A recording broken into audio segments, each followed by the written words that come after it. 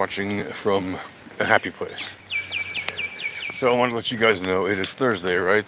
Sometime around, what is it? I don't know. Anyway, we're in July of 2024, and I think it's what is it, the 18th or something like that? Anyway, it is a Thursday. I do know that. Third Thursday of the month. So yeah, figured that one out. Anyway, Bitcoin, right? Let's just get right into it.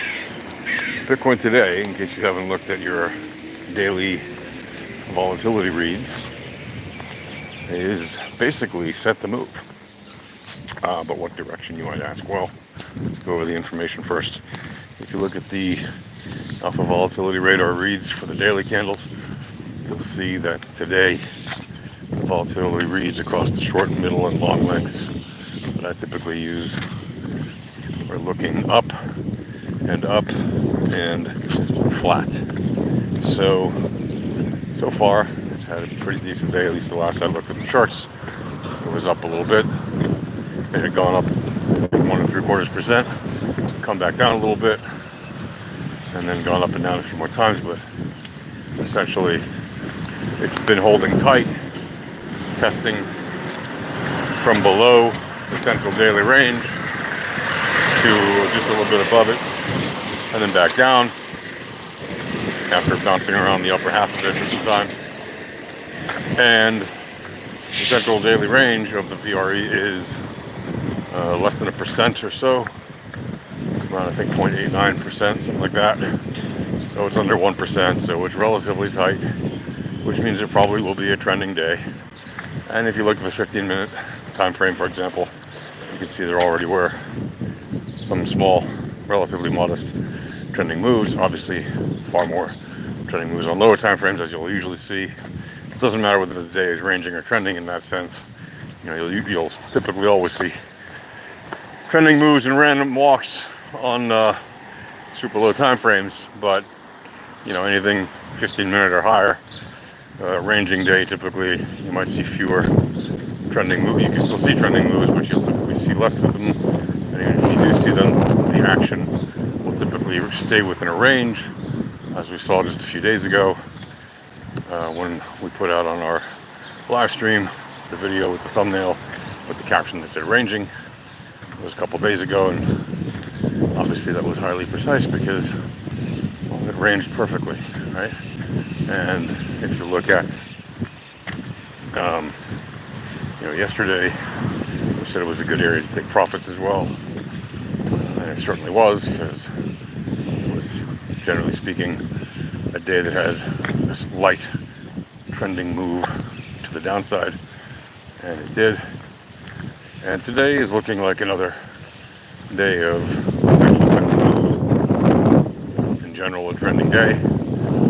And so far, despite the up and down nature of the motions we've seen of the price action following the returns, it still looks like it might end up being a trending day to the upside, but bear in mind there's a lot of information there right across the VEPs.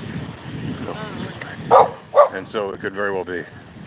It goes one way or the other. I'm not in front of my charts right now, but certainly, if I had to guess my bias, so to speak, from the time I last looked at it, I would say it is going to generally be probably to the upside today.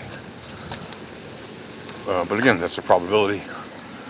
That's the beauty of working with the VEPs. Right? It's all about the probabilities. And when you're wrong, you don't stay in a trade, right? You get out of the trade as quickly as you can. You don't wait for it to go multiple candles against you. That's just dumb, right? If you're not right, as soon as you enter your trade and it starts to move in either direction, if you're incorrect, the single smartest thing to do, typically speaking, is to just get out of the trade. Why? Well, because if you took what appeared to you to be a no-brainer occurrence of opportunity, and you were wrong, well, that should indicate to you a couple of things. One is, you were wrong. and you need to know when you're wrong. It's super important. The other thing it indicates to you is that, in addition to being wrong,